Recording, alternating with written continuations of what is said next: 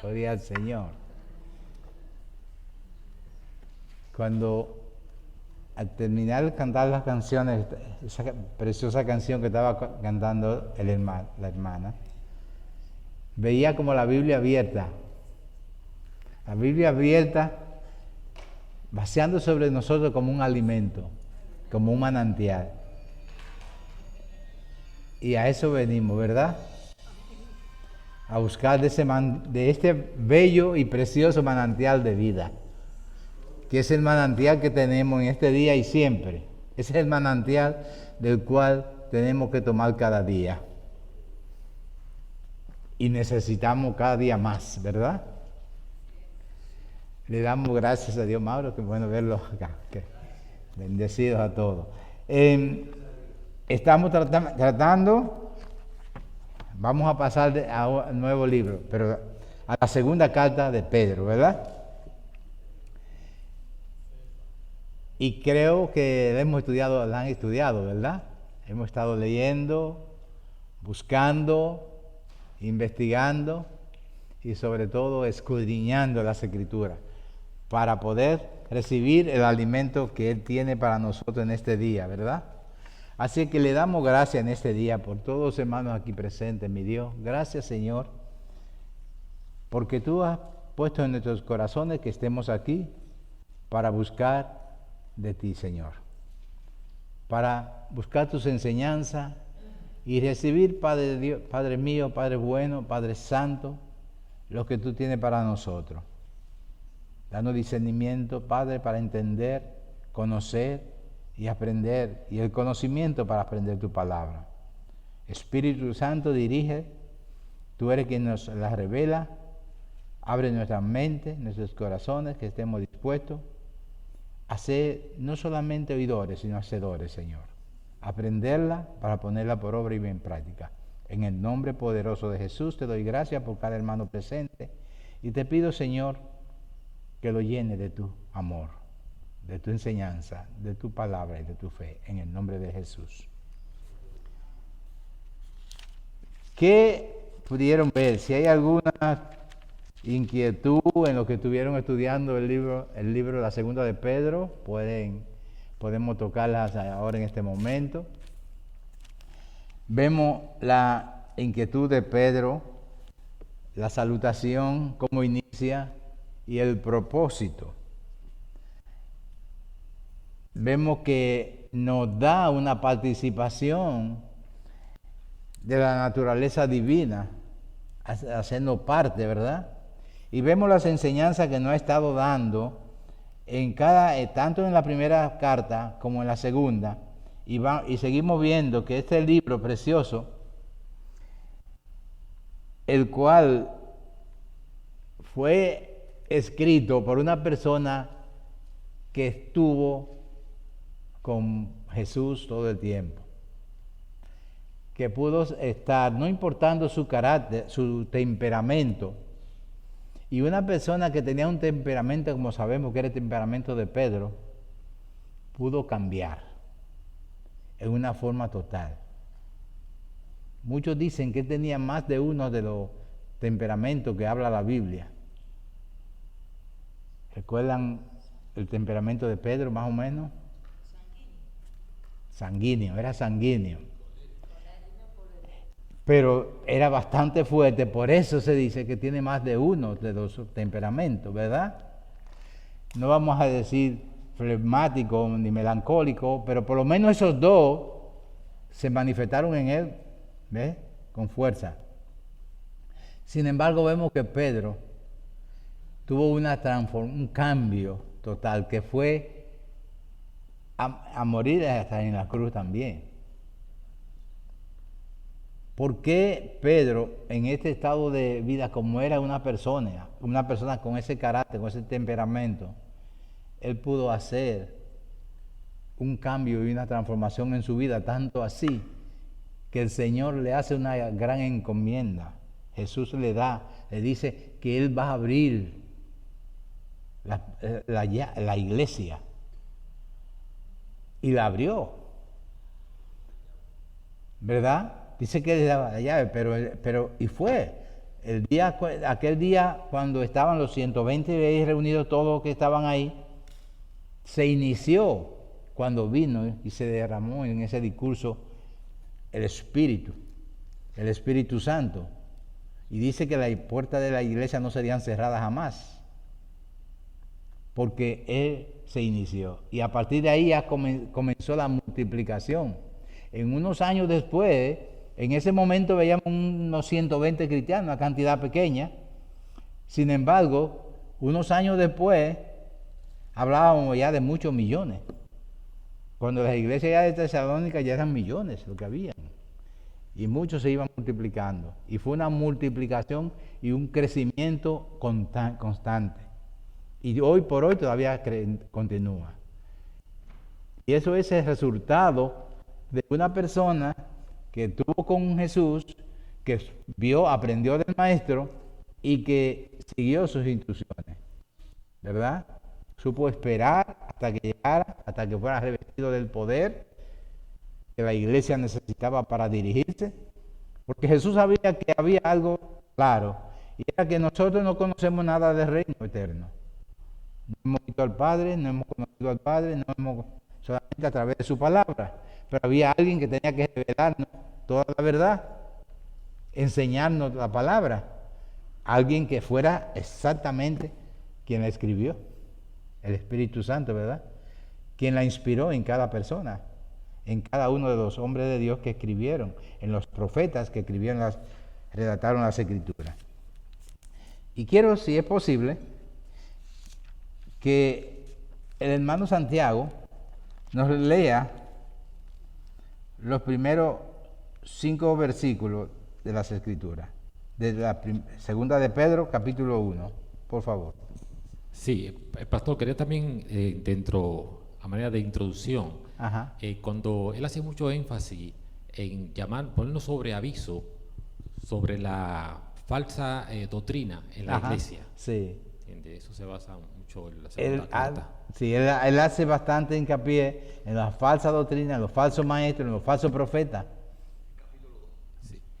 Y me llama la atención que en ese tiempo, y mira lo que estamos viviendo actualmente, y ya para ese tiempo ya estaba manifestándose en la iglesia, y estaba manifestándose entre ellos mismos, y hubo división incluso entre los mismos discípulos.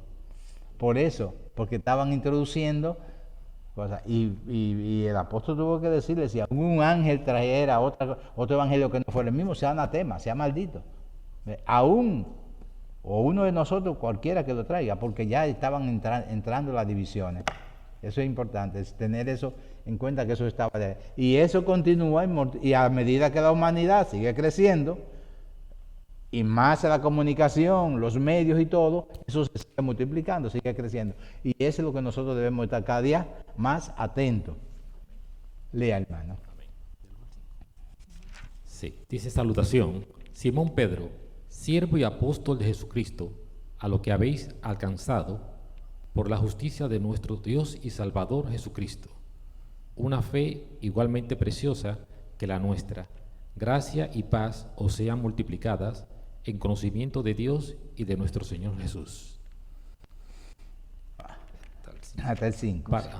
Como todas las cosas que pertenecen a la vida y a la piedad nos han sido dadas por su divino poder, mediante el conocimiento de aquel que nos llamó por su gloria y excelencia, por medio de las cuales nos ha dado preciosas y grandísimas promesas, para que por ellas llegases a ser participantes de la naturaleza divina, habiendo huido de la corrupción que hay en el mundo a causa de la concupiscencia.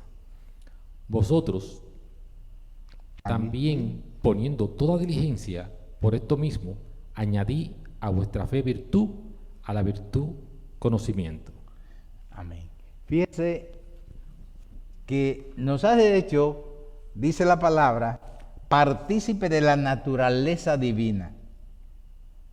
Y cuando nos dice en los primeros, dice Jesucristo, a lo que habéis alcanzado por la justicia de nuestro Dios y Salvador Jesucristo, una igualmente preciosa una fe igualmente preciosa que la nuestra. Dice, gracias y paz sean multiplicadas en el conocimiento de Dios y de nuestro Señor Jesucristo. Es importante entender que nosotros, dice la palabra, que habéis alcanzado, pero no que hemos recibido por nuestro mérito, sino por la fe en nuestro Señor Jesucristo.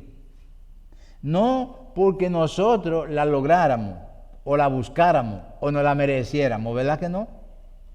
Sino porque a Él le dio. ¿Y cuál es entonces el interés que tenemos que tener nosotros cuando estudiamos la palabra? Dice, gracias y paz sean multiplicadas en el conocimiento de Dios y de nuestro Señor Jesús. O sea, el interés de todo cristiano es conocer cada día a quién envió el Padre, quién es nuestro Salvador, y sobre todo lo que significa esa gracia que dice, gracias y paz sean multiplicadas. ¿Cuándo? Cuando conocemos quién es el verdadero Dios, quién es el verdadero Padre, quién es el verdadero Salvador, quién es el verdadero Creador, que es el mismo Jesús, el que nos ha dado todas estas condiciones. Y me gusta ver cuando dice en el versículo 3, antes dice, el partícipe de la naturaleza divina, como todas las cosas que pertenecen a la vida y la piedad, nos han sido dadas. Nosotros, cuando usted encarga a una persona de hacer una labor o un trabajo, le da las herramientas para hacer esa labor, ¿verdad? Y lo que aquí dice, dice, como todas las cosas que pertenecen a la vida y a la piedad nos han sido dadas por su divino poder. Todo el poder lo recibió Jesús. Toda potestad, todo señorío.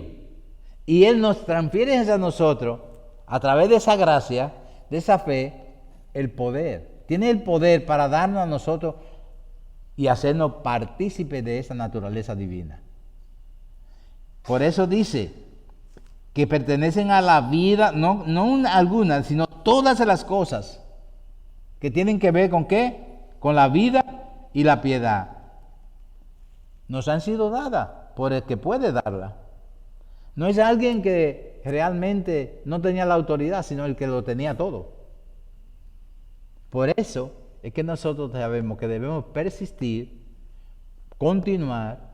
Y cuando nosotros venimos y tenemos interés en la iglesia, en el cuerpo de Cristo, no es algo voluntario, es algo que el Señor nos ha revestido de ese mandato y de ese poder para nosotros ejercerlo, para hacerlo.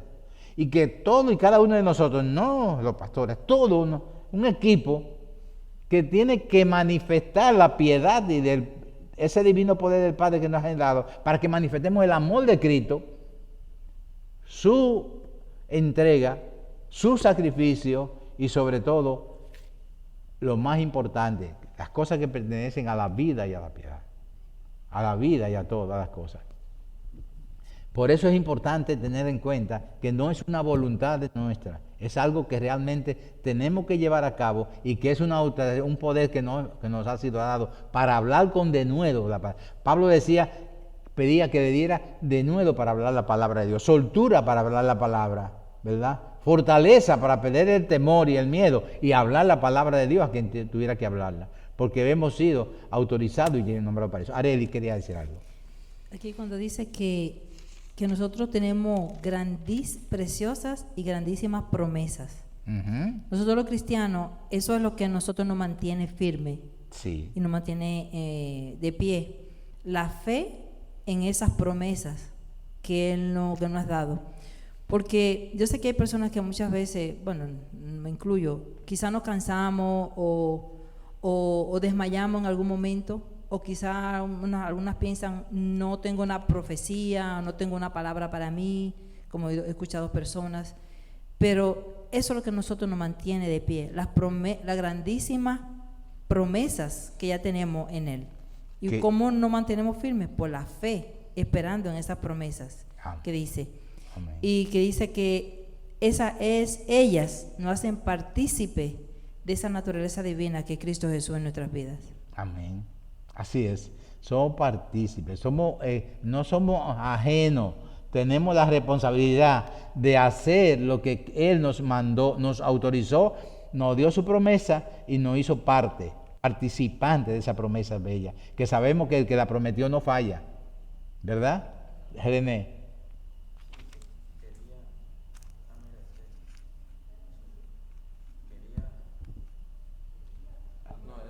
Se le fue la batería.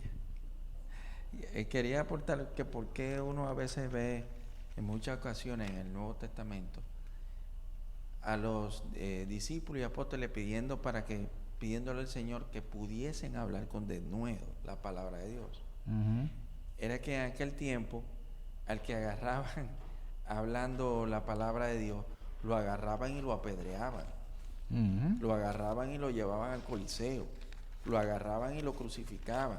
Así es. Lo agarraban y lo azotaban. Sí, así Entonces, es. Fíjense algo. Ahora tenemos total libertad, hasta cierto punto, de hablar la palabra de Dios, y quizás no nos atrevemos a hacerlo. Uh-huh. Y aquella gente, para hablar, tenían que estar con el corazón en la mano y pidiendo al Señor que lo proteja, porque eran tremendamente perseguidos. Así es. Por eso era que ellos tanto pedían por eso. Es cierto. Eso es así. Por eso decía ahorita que debemos pedir todo temor, que no tener miedo, que yo pedía no tener ese temor para hablarlo. ¿Me entiendes? Hay algo importante, y es que dice, vosotros, bueno, el 4 dice, por medio de las cuales se nos ha dado preciosa y grandísima promesa, que son las que le lleva la hermana, está hablando la hermana, para que por ella llegase a ser participante de la naturaleza divina. Habiendo huido, eso es importante, tenemos que prestarle atención, que no es que nosotros, ¿ustedes recuerdan cómo corrió José de la mujer cuando quería enredarlo, ¿verdad? Aún dejándole la ropa en la mano salió. No solamente, por eso dice, habiendo huido, nosotros tenemos que huir, correr, mandarnos de la corrupción cuando se nos presenta. Dice, habiendo huido de la corrupción que hay en el mundo a causa de la concupiscencia. Esa corrupción sabemos cómo está manifestándose cada día, ¿verdad? Y debemos huir de ella cuanto más podamos. Incluso no haciendo partícipe. A veces nosotros nos hacemos parte sin darnos cuenta. Me decía una vez un pastor, y era verdad un diálogo que teníamos, que no sabemos nosotros mismos, los cristianos, cuánta gente hemos evitado que lleguen al pueblo de Dios. Cuando nosotros comenzamos a mandarle lo que hizo fulano, lo que dice fulano y lo que predica fulano. Yo por norma en las redes borro inmediatamente. Me llegan esa información, es bueno conocer las redes y las cosas, pero yo no lo manifiesto. ¿Por qué? Ustedes no han visto al enemigo nunca proclamando la victoria de Cristo, ¿verdad que no? Pero entonces nosotros a veces proclamamos a través de las redes la victoria del enemigo. Fulano hace esto, mira lo que hace este con esto, mira lo que hace este cuando hace aquello. ¿Lo han visto? A cada rato me llegan de que el pastor más malvado del mundo, que los pastores más esto, que aquello, que mira esto. Y ¿saben algo? Me decía ese pastor una vez, mucha gente hacen así, dicen, ahí no voy yo. Y no llegan al verdadero evangelio porque nosotros nos hacemos parte. Esas son partes que hay que correr también. Esas son partes que hay que huir. Nosotros estamos llamados a manifestar la naturaleza divina, no la naturaleza corrupta. Y a veces que proclamamos o publicamos la naturaleza corrupta. Yo no sé si soy yo el único que la ha visto, pero yo creo que la mayoría, que muchos podemos decir, que han visto cristianos mandando lo que hace otro cristiano. Es peligroso, por eso tenemos que huir un poco de la información y la información, porque lo veo en muchas ocasiones, mandando que fulano de tal, que fulano de tal, que pastor fulano, la pastora fulano, o el amigo, o en la iglesia tal, se hace esto y esto y esto y esto. ¿Ve? Eso es publicando las debilidades, no la fortaleza. ¿Ve? Y tenemos que pensarlo. Mire, ese no es nuestro propósito. Nuestro propósito, claro, que no es que vamos a ocultar ni a tapar la maldad de nadie, pero yo con eso no le estoy haciendo ningún bien. Decía un día hace poco aquí que si nosotros tuviéramos los medios para llamar a esa misma persona que está haciendo eso, a ese pastor o a esa iglesia, le digo, mire, esto que usted está haciendo no es bíblico. Nos afecta a todos los cristianos, si podemos, pero son gente que a veces no tienen ni siquiera comunicación. No tienen ni siquiera un secretario que coge el teléfono, porque tal vez necesitan para llegar a ellos 5 o 6 secretarios, porque no cogen el teléfono, ¿verdad? O porque son muy grandes. Entonces, ¿a quién hacemos daño? Al pueblo, a los que no conocen. ¿Por qué? Porque ellos van a seguir, porque a ellos no les hemos hecho saber lo que están haciendo mal. Entonces, a quien le estamos haciendo daño es el que no conoce, que dice, ajá, así que son. No, voy para allá. ¿Me entienden? La advertencia. Yo quiero que tengamos cuidado con eso, con las redes. Porque El problema es que la gente nada más que viendo a los cristianos dice, yo no voy para ahí, sin decirle nada. Sin decirle nada. El testimonio. Cuando ven el mismo testimonio, El testimonio no es necesario ni siquiera publicar la maldad que hacen. ni que lo diga. Ni siquiera publicar que hablan. Te ven y te juzgan enseguida. Porque las que están en el mundo parece que saben mucha Biblia, ¿sabes? Sí, sí. Saben cómo el cristiano se tiene que comportar. Ellos lo saben. Y si tú haces algo, te dicen, mira, dice que es cristiano. Entonces son los malos testimonios lo dan sin necesidad de decir. Sin necesidad de Pero todavía es peor si nosotros mismos lo publicamos, la vida del otro. Bueno, esto, aquí Pedro acaba con eso. Sí, ok. Mire, algo más. Pasamos el versículo 5. El versículo 5 nos dice algo. Dice, vosotros también. Bueno, déjame repetir un poquito hacia atrás, el 4, que dice, habiendo huido de la corrupción que hay en el mundo, a causa de la concupiscencia. Ya sabemos, tenemos que huir de esa corrupción, hemos huido de esa corrupción, pero también tenemos que evitar la corrupción de publicidad del mal.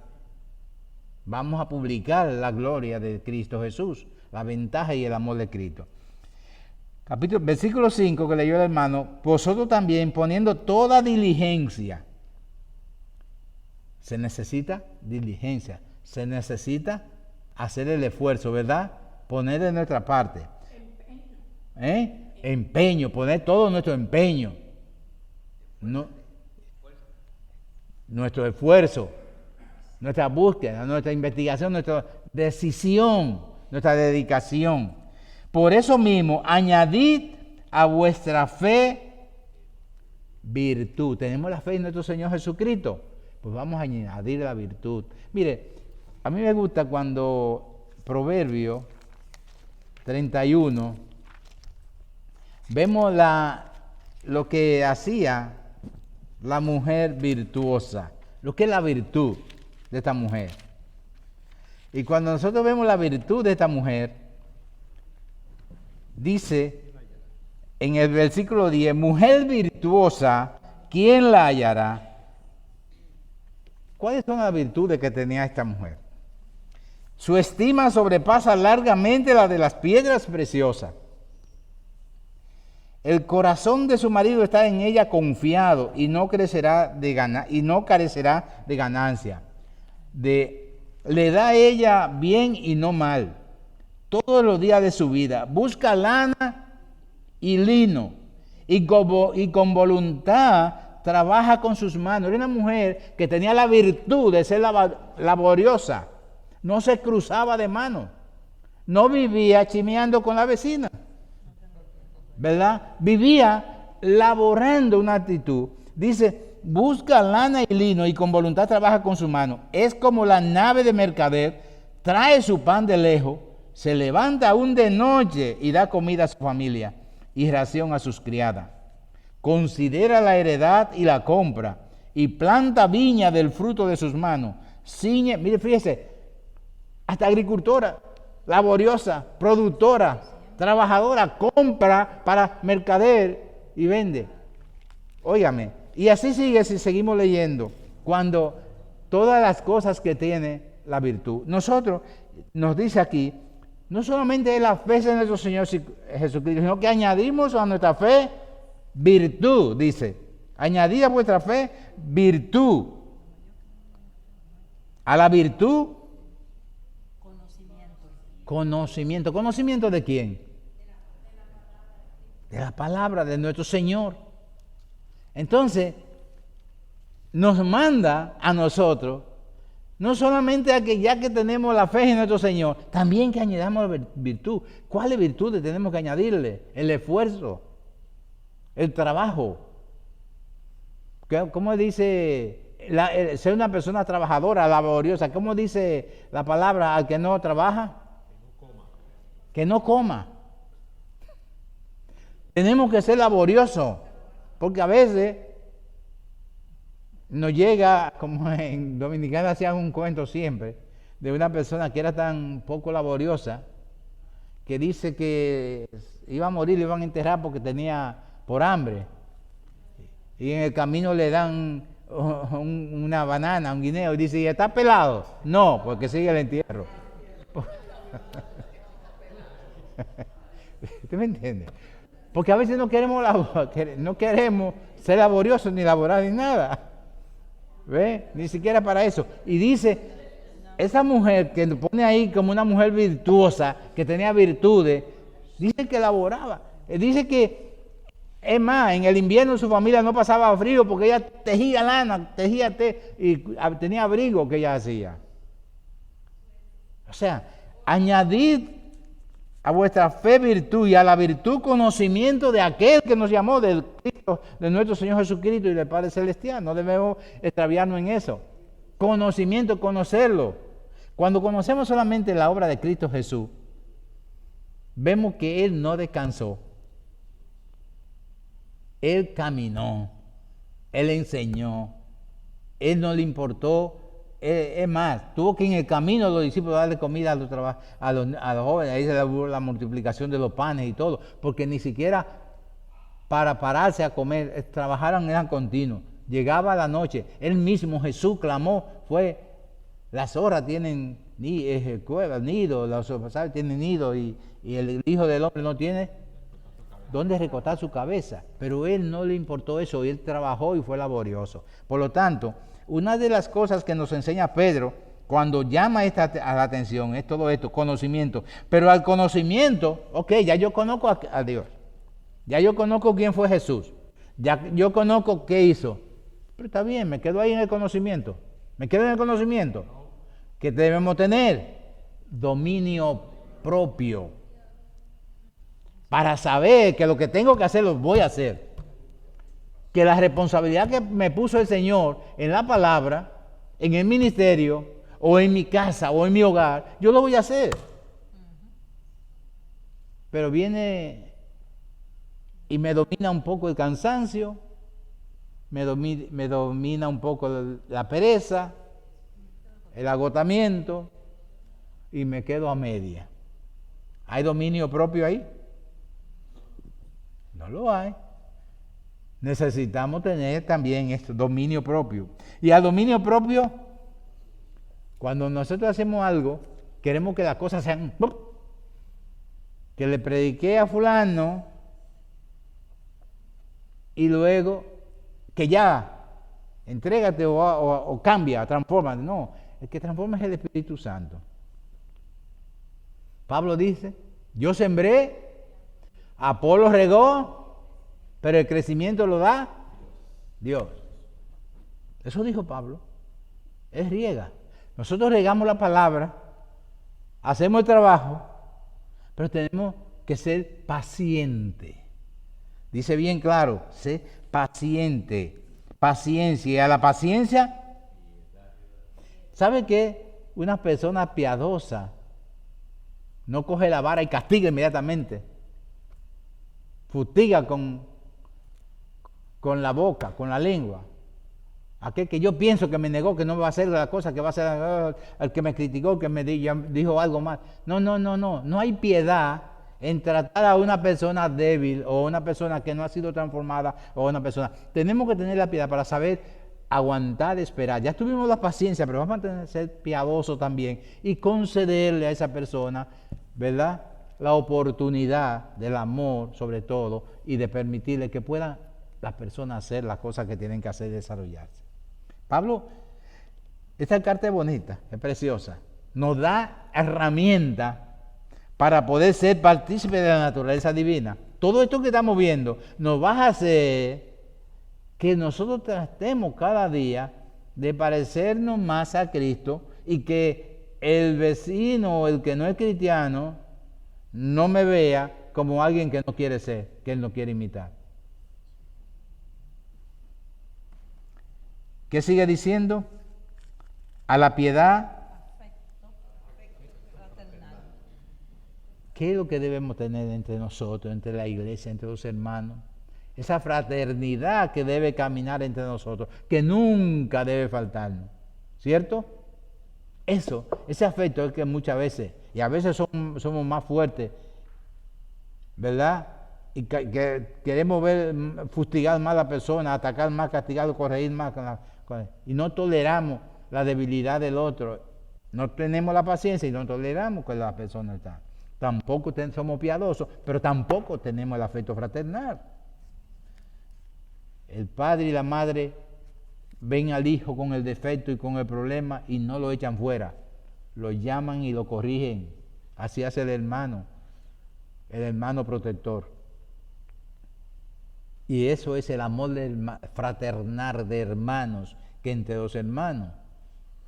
Pero vi al que iba caminando por ahí en peligro y yo no tuve esa piedad, pero tampoco tuve el afecto fraternal para llamarlo, corregirlo, educarlo y llevarlo por el camino correcto. Y al afecto fraternal lo que no puede fallarnos nunca, ¿qué? El amor. Lo que todo lo puede. Lo que es la esencia pura de Dios, amor. Dios es amor, ¿cierto? Dios es amor y eso es un afecto puro de Él, es una naturaleza divina de Él, una forma. Y recuerde que estamos hablando de que somos partícipes de qué, de la naturaleza divina. Y si somos partícipes de la naturaleza divina, no podemos andar en temor, en rencores, en odio, en desamor. Porque todo esto, todas estas características, estas cualidades que está enumerando aquí, no es para que la veamos y la queremos ver en el otro. Queremos ver en el del frente. No. Nosotros siendo el ejemplo. ¿Verdad, Darwin? Poner nosotros caminando, siguiendo la palabra en la forma correcta, siguiendo. Si hay alguna pregunta, alguna participación, recuerden que estoy de frente y miro el que quiera levantar la mano, ahí estamos. Siempre en el tema, ¿verdad? Dice bien claro, y puede leerme, hermano, dice, mire, terminamos con esa parte, piedad, a la piedad, afecto fraternal, y al afecto fraternal, amor. Porque si esas cosas están en vosotros y abundan, ¿qué pasa? No os dejarán estar ociosos. Porque todas estas cualidades nos van a motivar a hacer el trabajo para el cual Dios quiere que hagamos. Debemos tener todo esto, cultivarlo, verlo, acecharlo, aceptarlo y tratar de decir cada día, apoderarnos de esto. Es como los dones. No es un solo don, son muchos dones que da el Espíritu Santo. Y el que no puede hacer una cosa, pide la otra, da el otro. Y el Espíritu Santo reparte con liberalidad según él considera cada uno que va a usarlo. El que usted sabe que va a usar esto, le da uno, le da el otro, el que no va a usar, y así lo va haciendo. Pero nosotros vemos que estas cualidades son propias de todo el cristiano y que tenemos que usarlas. ¿De acuerdo? Hermano, ¿me puede leer del 7, bueno, del 8 al 10? Porque si estas cosas están en vosotros y abundan, no os dejarán estar ocioso ni sin fruto en cuanto al conocimiento de nuestro Señor Jesucristo. Pero el que no tiene estas cosas tiene la vista muy corta, es ciego, habiendo olvidado la purificación de sus antiguos pecados. Por lo cual, hermanos, tanto más procurad hacer firme vuestra vocación y elección, porque haciendo estas cosas no caeréis jamás. Amén. No caeréis jamás. ¿Y qué pasa entonces si no hacemos todo esto? Fuimos llamados para esto. Por lo tanto, debemos procurar, dice hermano, procurad hacer firme vuestra vocación y elección. Debemos procurar poner en práctica todo esto que aquí, estas cualidades que están dadas. Porque de lo contrario, seríamos ciegos.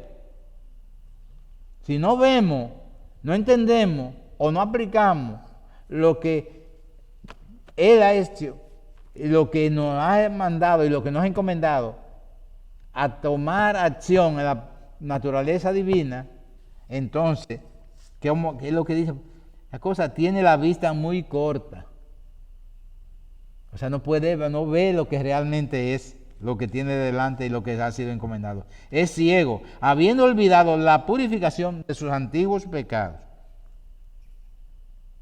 Fuimos limpios, fuimos salvos, fuimos perdonados, nos fueron borrados toda nuestra falta y fueron purificados nuestros pecados porque se le donaron, se le anesaron al santo, al puro. Y a nosotros se nos sumó la justicia de Él, la pureza de Él, la santidad de Él. Entonces, si yo me olvido de que eso se hizo, ¿a qué voy a volver? Atrás. A los mismos rudimentos de la vida, ¿verdad? Amén. No volveremos. Entonces, las personas que repiten el mismo pecado y caen en el mismo pecado son los que no han crecido. Dice que son que tienen la vista muy corta, pero el que no tiene estas cosas tiene la vista muy corta, ¿verdad? Ha olvidado que fue perdonado, ha olvidado, es ciego. Porque vuelve y repite lo mismo, cosas que fueron perdonadas, limpiadas y restauradas, entonces seguimos en lo mismo. Y dice bien claro, por lo cual, hermano, tanto más procurad hacer firme vuestra vocación. Tenemos que saber la vocación a la que fuimos llamados. Esto no es cuestión de hombre.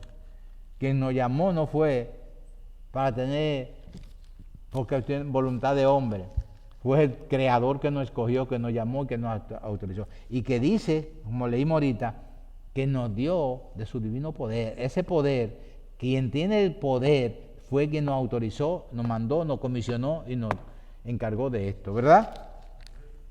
Por lo cual, dice bien claro el 10, por lo cual, hermano, tanto más procurad hacer firme vuestra vocación y elección. Porque fíjese que esto es la mejor vocación del mundo, el mejor trabajo, la mejor profesión. Cuando uno va a la universidad, se gradúa para producir dinero, para mantener su familia, tener su familia, formar una familia, todas estas cosas, pero pasa, pero aún termina con la vida y ahí acabó. Pero la vocación a la que nosotros fuimos llamados es una vocación para siempre, eterna, porque tiene que ver con la naturaleza divina.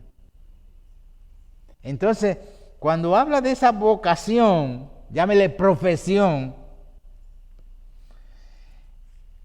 dice, procurad hacer firme vuestra vocación y elección. Porque esa vocación, para esa vocación nosotros fuimos elegidos, escogidos. Y dice la palabra que fuimos escogidos desde antes de la fundación del mundo.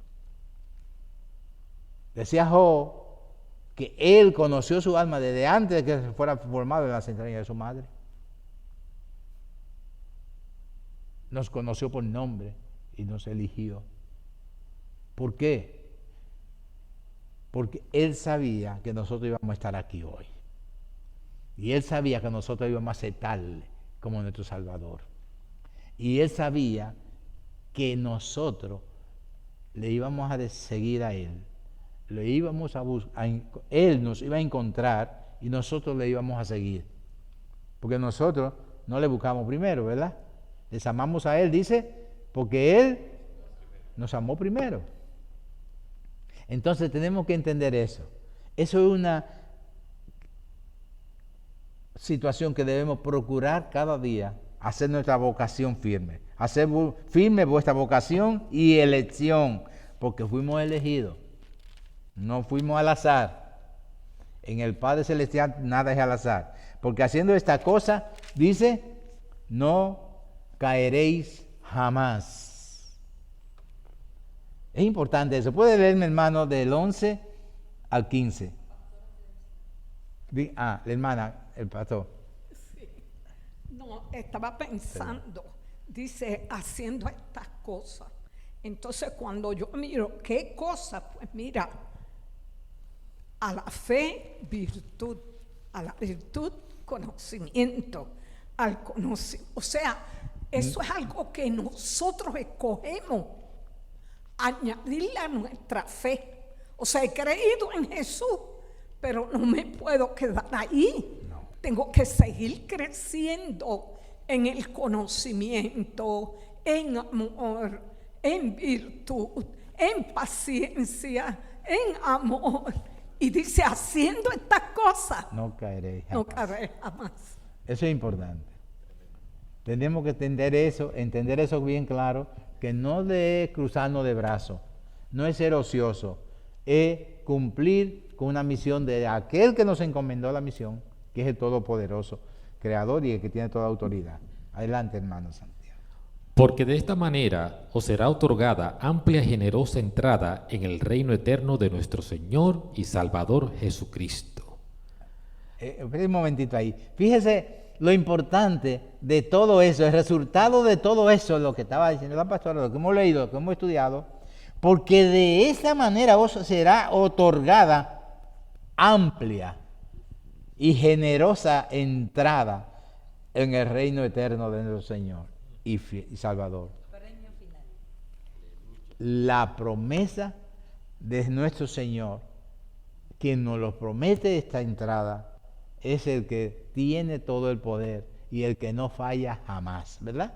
Continúe, Santiago. Amén. Y sigue diciendo por Pedro, por esto yo no dejaré de recordaros siempre estas cosas, aunque vosotros las sepáis y estéis confirmados en la verdad presente, pues tengo por justo, en tanto que estoy en este cuerpo, el despertaros con amonestación, sabiendo que en breve debo abandonar el cuerpo, como nuestro Señor Jesucristo me ha declarado. También yo procuraré con diligencia que después de mi partida vosotros podáis en todo momento tener memoria de estas cosas. Oiga, fíjese que Pedro, conociendo esto, por eso dice que no vas a dejar de ya hablar con amonestación. A veces las amonestaciones duelen y molestan, ¿verdad? En el mismo cuerpo de Cristo. Pero Pedro vemos que dice, pues tengo por justo en tanto que estoy en este cuerpo, de despertaros. El propósito de esas amonestaciones, ¿cuál es? El despertaros. No es que yo te voy a amonestar porque quiero castigarte, quiero amonestarle, que quiero encomendarte, quiero ponerte un castigo o una encomienda que te sea dudosa o pesada. No. Es que tú despiertes realmente. Es que no te quedes dormido, es que tú puedas poner esfuerzo.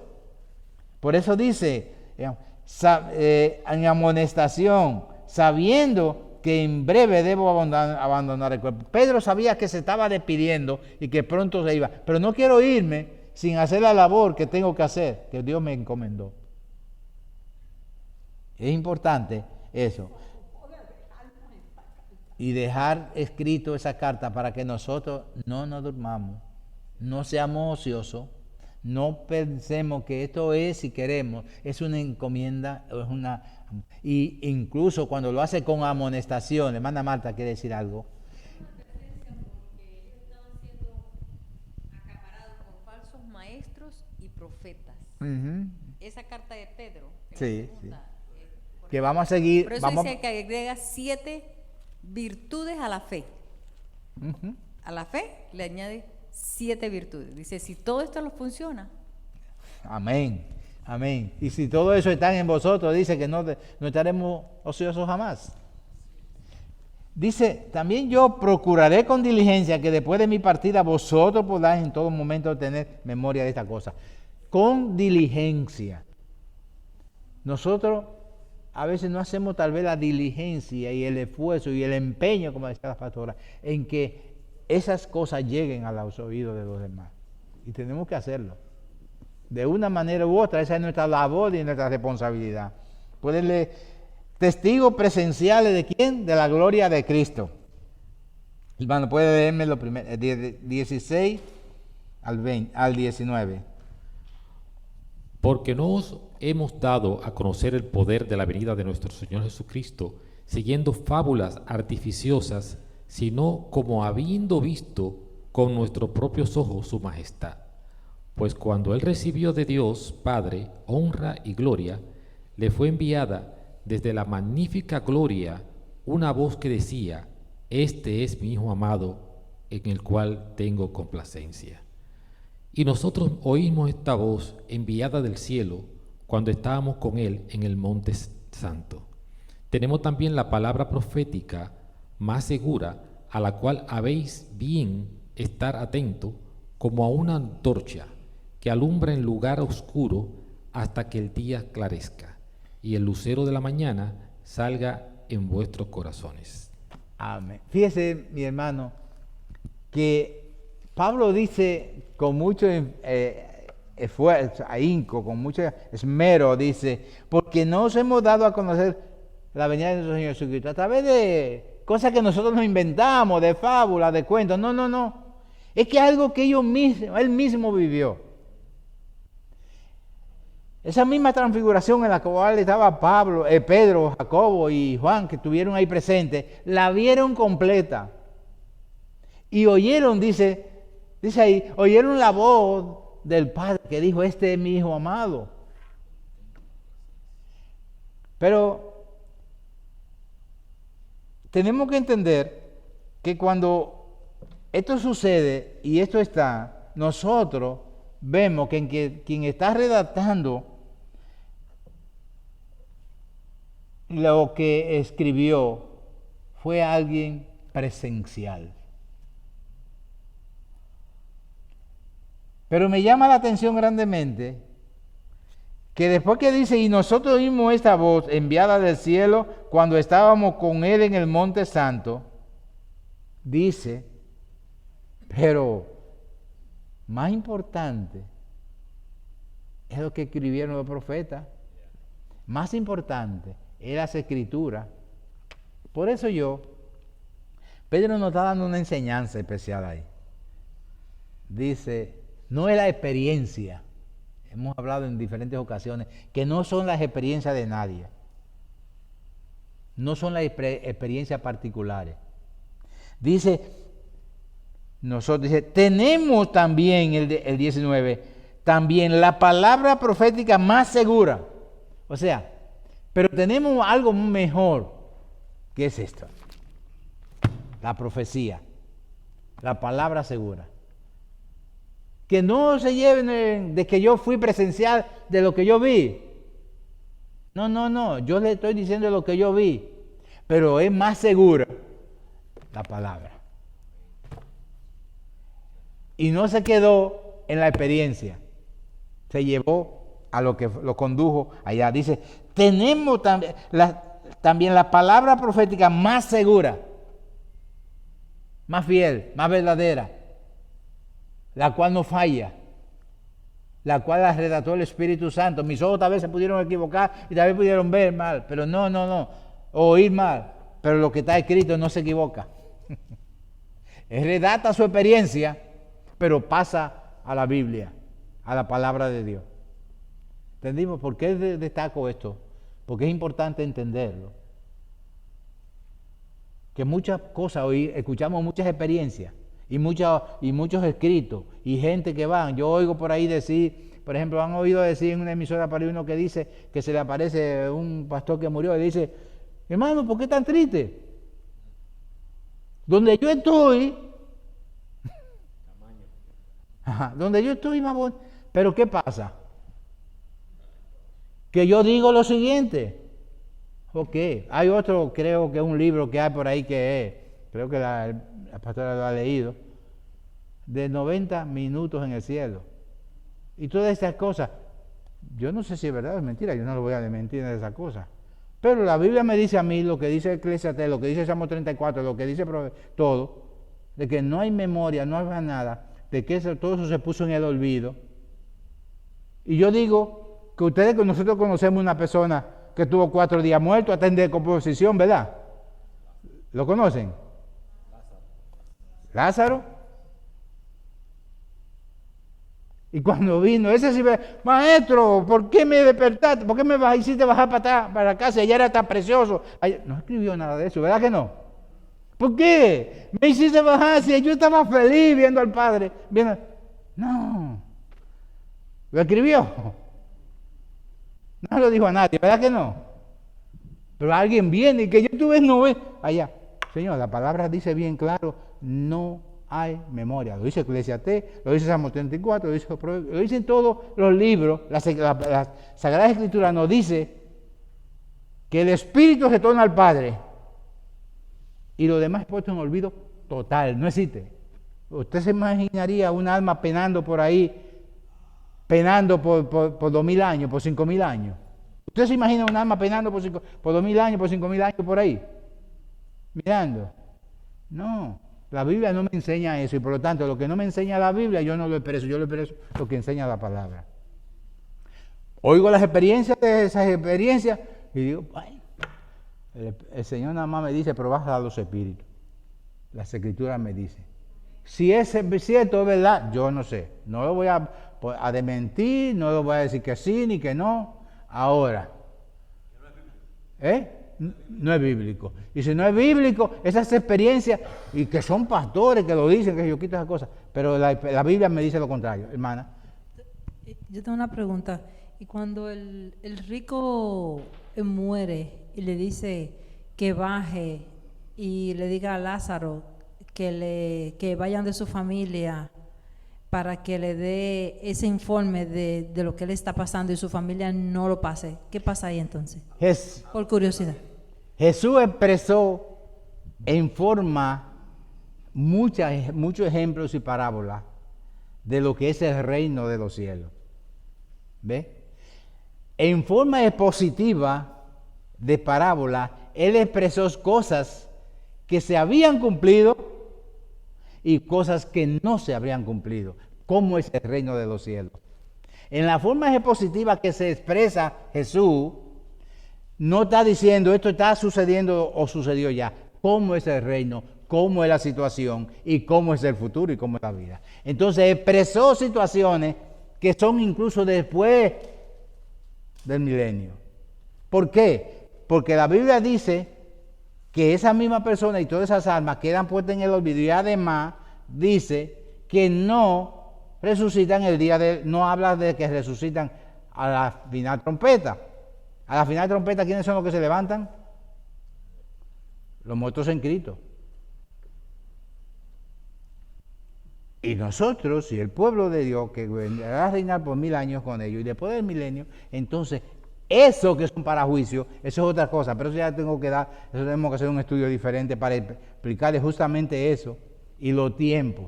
Los escatólogos, la escatología le enseñan cuando unas cosas se cumplieron, son cumplidas, y cuando se expone Jesús en la posición. Porque recuérdense que Jesús nos ve a nosotros y habla de nosotros como reyes y sacerdotes, y ahora no somos ni reyes ni sacerdotes.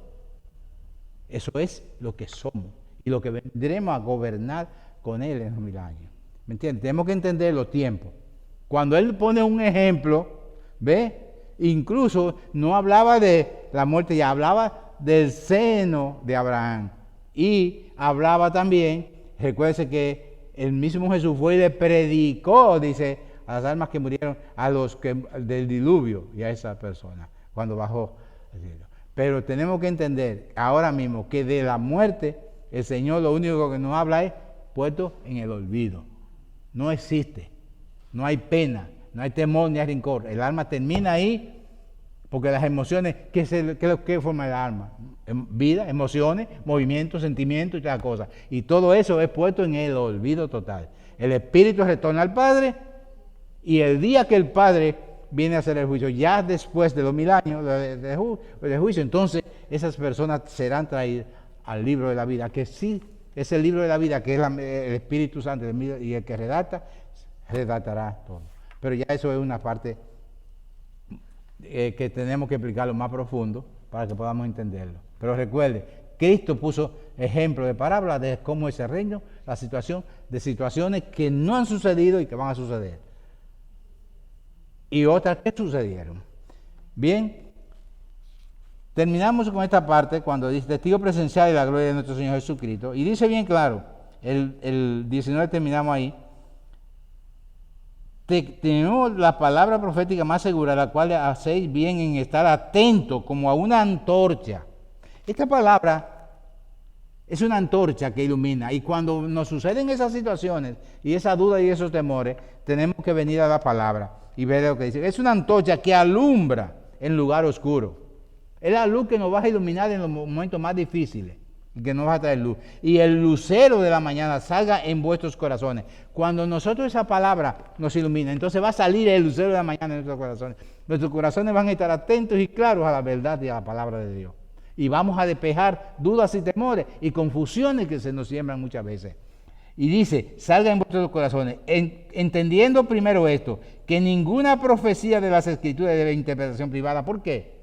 Porque no fue escrita por hombres. Dice, porque nunca la profecía fue traída por voluntad humana, sino que los santos hombres de Dios hablaron siendo inspirados por el Espíritu Santo. Por eso tenemos esa luz que ilumina nuestras mentes y nuestros corazones con seguridad y con el amor. ¿Por qué? Porque los profetas, los santos hombres de Dios, la escribieron inspirados por el Espíritu Santo. Hay muchas situaciones en las cuales vemos, y ejemplo que nos puso el Señor, en la cual tenemos que seguirlo. La cizaña, el trigo, todas las cosas, y todas las cosas que son dadas.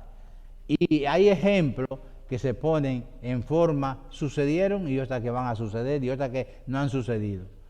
Cuando Dios habla en ese término, tenemos que verlo diferente. Terminamos aquí. Si no hay, para terminar, alguna breve pregunta. Si no hay pregunta, ¿todo bien? ¿Entendido? Bien. Le damos gracias al Señor. Y el próximo miércoles, capítulos 2. Este capítulo, miren, ha sido muy importante y vemos todo lo que nos enseña, lo que nos encomienda y la labor que nos pone a hacer. Nos invita a no ser ociosos en la palabra de Dios y a ser participantes de la naturaleza divina. Invita a vivir una vida como Cristo. Ser imitadores. Él dijo, ser imitadores de mí. Que soy un súper sabio. No. Siendo Dios, dijo, que soy ¿qué? Manso y humilde de corazón. No menso, manso. Amén. Le damos gracias a Dios por eso. Gracias, Padre, porque tu amor infinito nos cubre, nos llena y nos ilumina. Con tu presencia y con tu Santo Espíritu, ayúdanos, Señor, a grabar estas palabras en nuestra mente y en nuestros corazones para tener, Señor, oh Dios, conocimiento de ti y de lo que tú pides, lo que tú mandas y lo que quieres de nosotros. Gracias, Señor, por tu palabra y prepáranos para seguir, Señor, cada día, abriendo esa luz, que esa luz siga iluminando nuestros corazones para despejar toda duda, toda oscuridad y toda tiniebla. Y podamos verte a ti con amor. En el nombre de Jesús. Amén y amén. Gracias, hermano.